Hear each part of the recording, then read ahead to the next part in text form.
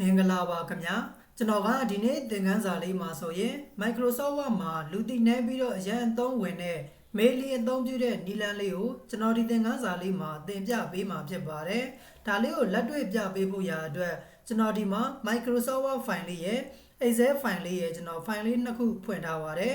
အဲ့တော့ဒီရဲ့ Excel file လေးမှာဆိုရင်ကျွန်တော်တို့ Excel နဲ့ပြုလုပ်ထားတဲ့စာရင်း file လေးရှိပါလိမ့်မယ်အခုဒီမှာတော့ကျွန်တော်ကထင်သာမြင်သာလေးရှိသွားအောင်ဝန်ထမ်းနာမည်တွေ position တွေ address တွေ salary တွေ mobile တွေကျွန်တော်ရေးပေးထားပါတယ်အဲ့တော့ဒီမှာကျွန်တော်တို့ကိုယ့်ရဲ့ company မှာဝန်ထမ်းအယောက်90ရှိမယ်100ရှိမယ်ဒါတွေအားလုံးကိုကျွန်တော်တို့ကတဦးတစ်ယောက်ချင်းစီကို letterhead form ထုတ်ပေးရမယ်ဒါမှမဟုတ် company နဲ့သက်ဆိုင်တဲ့ notice form တစ်ခုခုကိုထုတ်ပေးရတော့မယ့်အချိန်မှာကျွန်တော်တို့ Microsoft Word မှာစာရိုက်ပြုလုပ်ပေးဖို့လိုပါတယ်အဲ့တော့ဒီလိုမျိုးကျွန်တော်တို့ကစာရိုက်ပြုလုပ်တဲ့အချိန်မှာကိုယ့်ရဲ့ company မှာကဝန်ထမ်းဥယျာဉ်နည်းနည်းလေးဆိုရင်တော့တယောက်ချင်းစီတိုင်းကိုလိုက်ပြီးတော့ရိုက်တယ်ဆိုရင်အဆင်ပြေကောင်းပြေနိုင်တယ်ဒါပေမဲ့ကျွန်တော်တို့ကိုယ့်ရဲ့ company မှာဝန်ထမ်းအယောက်90ရှိတယ်100ရှိတယ်300ရှိတယ်ဒီလိုမျိုးကျွန်တော်တို့ဝန်ထမ်းဥယျာဉ်တွေအများများသွားတဲ့အချိန်မှာတဦးတစ်ယောက်ချင်းစီတိုင်းအတွက် Microsoft Word မှာစာရိုက်ပြုလုပ်တယ်ဆိုရင်တော့ကျွန်တော်တို့အဆင်ပြေမှာမဟုတ်ပါဘူးဒီလိုမျိုးကျွန်တော်တို့ကဝန်ထမ်းဥယျာဉ်အများကြီးကိုကျွန်တော်တို့တခါတည်း Microsoft Word မှာ Maillings ကိုအသုံးပြုပြီးတော့မှစာရိုက်ပြုလုပ်လိုက်လို့ရပါတယ်ကလစ်တစ်ချက်နှိပ်ရုံနဲ့ကျွန်တော်တို့ဝန်ထမ်းဥယျာဉ်အယောက်90ရှိတယ်အယောက်100ရှိတယ်ဒါတွေအားလုံးကိုသူကတပြိုင်နက်စာရိုက်ပြုလုပ်ပေးသွားမှာဖြစ်ပါတယ်ဒါကြောင့်ဒီရဲ့သင်ခန်းစာလေးကအားလုံးအတွက်အရင်အသုံးဝင်ပါတယ်အဲ့တော့ဒီမှာဆိုရင်ကျွန်တော်တို့ဒီမဲ့ Excel နဲ့ပြုလုပ်ထားတဲ့ဝန်ထမ်းနာမည်တွေ position တွေရှိတယ်ဒီရဲ့တဦးတစ်ယောက်ချင်းစီတိုင်းကိုကျွန်တော်တို့ Microsoft Word မှာ notice ပြန်ပြီးတော့မှ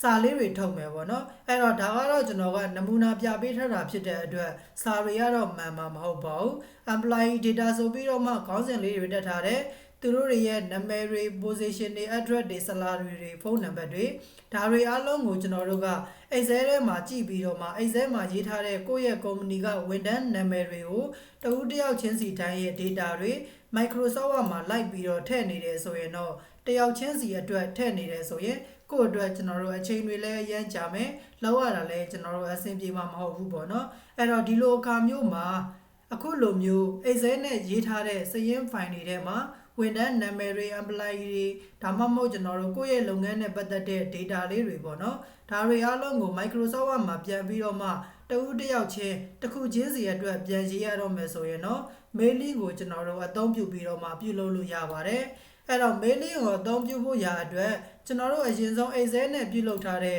ဇယား file လေးတော့ရှိထားဖို့လိုပါတယ်အဲ့တော့ဒီရဲ့ဇယား file လေးကိုကျွန်တော်တို့ပြုလုပ်ပြီးသွားပြီဆိုရင်တော့တနေရာရာမှာသိမ်းလိုက်ပေါ့နော်အဲ့တော့ကျွန်တော်ကတော့ဒီမှာသိမ်းလိုက်မယ် file နဲ့ကနေပြီးတော့ save နဲ့သိမ်းပြီးသားဖြစ်တဲ့အတွက် save ရလေးနဲ့ထပ်သိမ်းလိုက်ပါတယ် browse ဆိုတဲ့ထဲကိုဝင်လိုက်မယ်ဝင်ပြီးသွားမယ်တော့ကျွန်တော်တို့ဘယ်နေရာမှာသိမ်းမှာလဲကိုသိမ်းချင်တဲ့ file လမ်းကြောင်းလေးကိုရွေးပြီးတော့ save ဆိုတာလေးနှိပ်ပေးရပါမယ်ကျွန်တော်ကတော့ဒီမှာ document ထဲမှာသိမ်းပြီးသားလေးရှိနေတဲ့အတွက်ထပ်ပြီးတော့မသိမ်းတော့ပါဘူး cancel ပြုလုပ်လိုက်ပါမယ်အဲ့တော့ဒီရဲ့ Excel file လေးပိတ်လိုက်တော့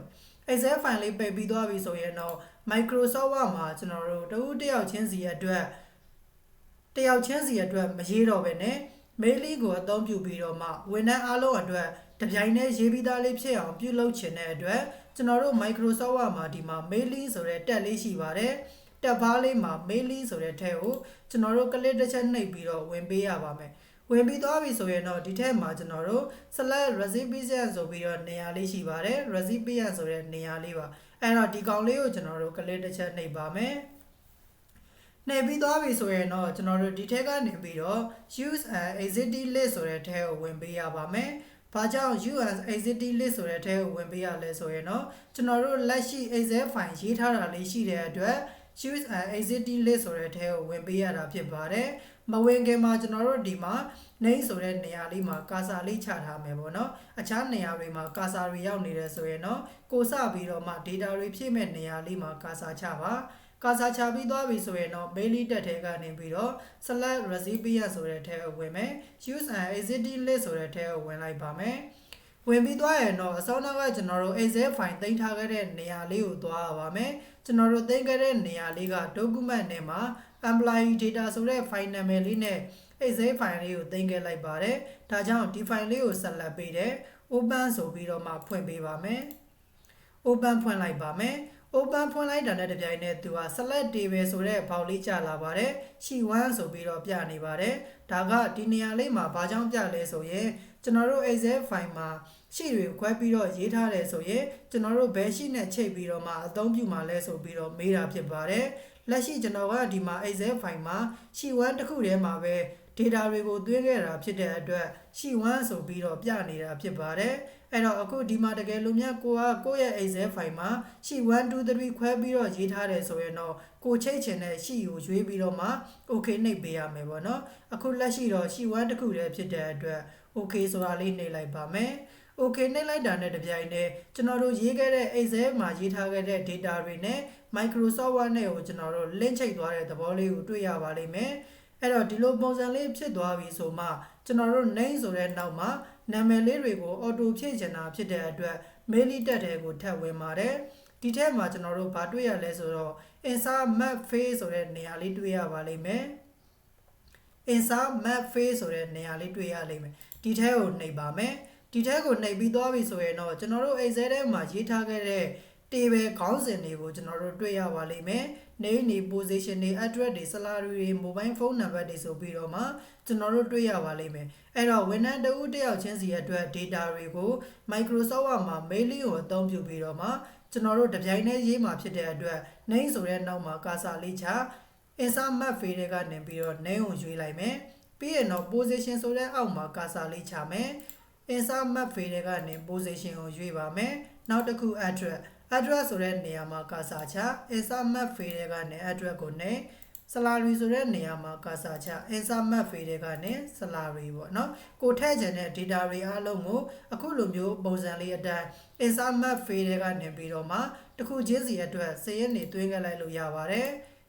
mobile ပေါ့နော်ဒါလေးတွေကျွန်တော်တို့ကသွင်းခဲ့လိုက်အဲ့တော့သွင်းပြီးသွားပြီဆိုရင်အောက်ဆုံးလေးမှာ name ဆိုတဲ့နေရာလေးရေးထားခဲ့တယ်အဲ့တော့ဒီရဲ့ name ဆိုတဲ့နေရာလေးမှာလည်းဒီရဲ့ name ဆိုတဲ့နေရာလေးမှာလည်းကျွန်တော်တို့ဒီမှာ insert map field တွေကနေပြီးတော့မှ name ဆိုတာလေးသွင်းခဲ့လိုက်ပါမယ်အဲ့တော့ဒီရဲ့ name နဲ့ဒီ name တွေကသူကဝန်ထမ်းတစ်ယောက်အတွက်ဝင်သွားမယ်ပေါ့နော်အဲ့တော့ဒါလေးတွေအားလုံးပြီးသွားပြီဆိုတာနဲ့ကျွန်တော်တို့ဘာလုပ်ပေးရမလဲဆိုရင်ဒီဘက်ပေးလေးမှာ finish and match ဆိုတာလေးရှိပါတယ်သူ့ကို click တစ်ချက်နှိပ်မယ် click နှိပ်ပြီးသွားပြီဆိုရင်တော့ဒါလေးကိုကျွန်တော်တို့ကပြီးသွားပြီဆိုရင် edit individual document ဆိုတာလေးကိုရွေးပေးရပါမယ်တကယ်လို့မရွေးချင်ဘူးကိုကချက်ချင်းတန်းပြီးတော့မှ print ထုတ်ပေးရမယ်ဆိုရင်တော့ print document ဆိုတာကိုနှိပ်ပေါ့နော်အခုလက်ရှိတော့ကျွန်တော်က print ထုတ်မပြဘဲနဲ့ edit individual document ဆိုတာလေးကိုရွေးလိုက်ပါမယ်ရွေးပြီးသွားရင်တော့သူက map to new document ဆိုတဲ့ဘောက်လေးကျလာတယ်အဲ့ထဲမှာသူက all ရယ် current record ရယ် from ရယ်ဆိုပြီးတော့ရှိပါတယ် all ဆိုတာကတော့ကျွန်တော်တို့ Excel မှာရေးထားခဲ့တဲ့ဝန်ထမ်းဥယျာဉ်တွေအားလုံးကိုကျွန်တော်တို့ပြုလုပ်ချင်တယ်ဆိုရင်တော့ all ကိုရွေးမယ် current record ဆိုတာတော့ကျွန်တော်တို့လက်ရှိလုပ်နေတဲ့ဟာလေးကိုပဲရွေးပြီးတော့မှအသုံးပြုချင်တယ်ဆိုရင်တော့ current record ကိုရွေးပါဒါမှမဟုတ်ကျွန်တော်တို့ from ဆိုတာလေးကိုရွေးမယ်ဆိုရင်တော့တစ်ကနေပြီးတော့9ရောက်စာအထိပဲလုပ်မှာလားဒါမှမဟုတ်တစ်ကနေပြီးတော့100အထိလုပ်ချင်တာလားဒါလေးတွေကျွန်တော်တို့အကုန်လုံးရွေးပြီးတော့မှသိမ်းလို့ရပါတယ်ကျွန်တော်ကတော့ဒီမှာက Excel မှာရေးထားခဲ့တဲ့ဝန်ထမ်းဥယျာဉ်တွေအားလုံးအတွက်ပြုလုပ်ချင်တာဖြစ်တဲ့အတွက် all ဆိုတာလေးကိုရွေးလိုက်ပါတယ်ရွေးပြီးသွားရင်တော့ okay နှိပ်လိုက်မယ် okay နှိပ်လိုက်တာနဲ့တပြိုင်တည်းကျွန်တော်တို့ဒီမှာတစ်ချက်သတိထားမိပါလိမ့်မယ် Microsoft Word file လေးတစ်ဖိုင်ထပ်ပြီးတော့တိုးလာတာကိုတွေ့ရပါလိမ့်မယ် Microsoft Word file လေးတိုးလာပြီးတော့မှသူ့ကိုလိုကျွန်တော်တို့ဝန်ထမ်းဥယျာဉ်တစ်ယောက်ချင်းစီတိုင်းအတွက်ကျွန်တော်တို့ Microsoft Word မှာစာလေးတွေသူကရေးပေးသွားတာကိုတွေ့ရပါလိမ့်မယ်အဲ့တော့ဒီမှာဆိုရင်ကျွန်တော်တို့မောင်ရှိမယ် position တွေရှိမယ် address တွေ salary တွေ phone number တွေဒါတွေအားလုံးကိုကျွန်တော်တို့တစ်ယောက်အတွက်ဖြည့်ပေးသွားလိမ့်မယ်အောက်ကိုဆက်ဆွဲလိုက်တယ်ဆိုရင်တော့နောက်တစ်ယောက်အတွက်ထပ်ပြီးတော့မှဖြည့်ပေးသွားလိမ့်မယ်အောက်ကိုထပ်ပြီးတော့ဆွဲလိုက်မယ်နောက်တစ်ယောက်အတွက်ကျွန်တော်တို့ဆွဲပေးသွားလိမ့်မယ်အဲ့တော့ဒါတွေအားလုံးကိုကျွန်တော်တို့က mailing ကိုအသုံးပြုပြီးတော့မှဝန်ထမ်းဥယျာဉ်တစ်ယောက်ချင်းစီတိုင်းအတွက်တစ်ခုချင်းလိုက်ပြီးတော့မရေးတော့ဘဲနဲ့တပြိုင်တည်းကျွန်တော်တို့ရေးလိုက်တဲ့နီလန်းလေးဖြစ်ပါတယ်အဲ့တော့ဒီသင်ခန်းစာလေးကကိုက company တစ်ခုခုမှာ HR လုပ်နေတယ်ဆိုရင်တော့ဒီသင်ခန်းစာလေးကပို့ပြီးတော့မှအသုံးဝင်ပါလိမ့်မယ်။ဘာကြောင့်လဲဆိုရင် HR တွေမှာဆိုရင်ကျွန်တော်တို့အခုလိုမျိုးဝန်ထမ်းတစ်ဦးတစ်ယောက်ချင်းစီအတွက်ဝန်ထမ်း salary base လေးတွေကျွန်တော်တို့ထုတ်ပေးရတာမျိုးရှိမယ်။ ဝန်ထမ်းတွေကိုကျွန်တော်တို့ notice form တွေထုတ်ပေးရတယ် letter head form လေးတွေကျွန်တော်တို့ထုတ်ပေးရတာမျိုးလေးတွေရှိတယ်အဲ့တော့ဒီလိုအခါမျိုးမှာဒါကိုကဝန်ထမ်းတစ်ယောက်ချင်းစီတိုင်းအတွက် Microsoft Word နဲ့စာရေးစာရေးတွေပြုလုပ်တယ်ဆိုရင်တော့ကိုယ့်အတွက်အချိန်တွေရမ်းကြမယ်အချိန်တွေနှောင့်နှေးမယ်ပေါ့နော်တကယ်လို့ကိုက Microsoft Word ကိုကောင်းကောင်းအသုံးပြုတတ်တယ် Maillings ကိုဒါကောင်းကောင်းအသုံးပြုတတ်တယ်ဆိုရင်တော့အခုနီလန်လေးအတိုင်းပြုလုပ်လိုက်တယ်ဆိုရင်ကိုယ့်ရဲ့ company မှာဝန်ထမ်းဥယျာဉ်အယောက်100ရှိမလား200ရှိမလားဒါတွေအားလုံးကိုကျွန်တော်တို့တပြိုင်နက် slide တွေကျွန်တော်တို့ form တွေထုတ်ပေးလိုက်လို့ရပါတယ်အဲ့တော့ဒီရဲ့သင်ခန်းစာလေးကိုအားလုံးနားလည်လောက်မယ်လို့ထင်ပါတယ်ဒါလေးကိုကိုယ်ကလက်တွေ့လိုက်ပြီးတော့မှလေ့ကျင့်ကြည့်ပေးလို့ရပါတယ်အဲ့တော့ဒီ file လေးကျွန်တော်တို့ကပြီးသွားပြီဆိုရင်တော့ကျွန်တော်တို့သိမ်းလိုက်မယ် file နဲ့ကနေပြီးတော့စိတ်နဲ့သိမ်းပါမယ် browse ဆိုတဲ့အထဲကိုဝင်ပြီးတော့မှကိုသိမ်းမဲ့ file လမ်းကြောင်းလေးကိုရွေးပြီးတော့မှကျွန်တော်တို့သိမ်းလိုက်ပေါ့နော်Maillings ဆိုပြီးတော့မှ Mailling employee ဆိုပြီးတော့မှကျွန်တော်ရေးလိုက်ပါမယ်ရေးပြီးသွားရင်တော့ကျွန်တော်တို့ဒီမှာ save ဆိုတာလေးနှိပ်ပြီးတော့မှသိမ်းလိုက်တယ်ဆိုရင်တော့ဒီ file လေးကကျွန်တော်တို့စာရီအားလုံးရေးပြီးသား file လေးရသွားပြီဖြစ်ပါတယ်ဒါဆိုရင်နားလည်လောက်မယ်လို့ထင်ပါတယ်အဲ့တော့ဒီရဲ့သင်ခန်းစာလေးကိုကိုယ်လက်တွေ့လိုက်ပြီးတော့မှလေ့ကျင့်ကြည့်ပေးပါအကယ်၍ကိုယ်လေ့ကျင့်တဲ့အခါမှာမရတဲ့နေရာလေးတွေရှိတယ်ကျွန်တော်သင်ပေးတာနားမလည်လိုက်တဲ့နေရာလေးတွေရှိတယ်ဆိုရင်လည်းကျွန်တော်ကိုပြန်ပြီးတော့မေးမြန်းပေးလို့ရပါတယ်အကယ်၍ကိုယ်လေ့ကျင့်ပြီးသွားပြီကိုလည်းအမှန်တကယ် Microsoft Word နဲ့ Maillings အသုံးပြုတတ်နေပါပြီဆိုရင်တော့ဒီသင်ခန်းစာရဲ့ comment လေးမှာ DONE done ဆိုပြီးတော့ရေးခဲ့ပေးပါအောင်ခင်ဗျာအခုဒါဆိုရင်တော့ကျွန်တော်ဒီသင်ခန်းစာလေးကိုဒီမှာပဲရှင်းနာလိုက်ပါမယ်အားလုံးအဆင်ပြေကြပါစေခင်ဗျာ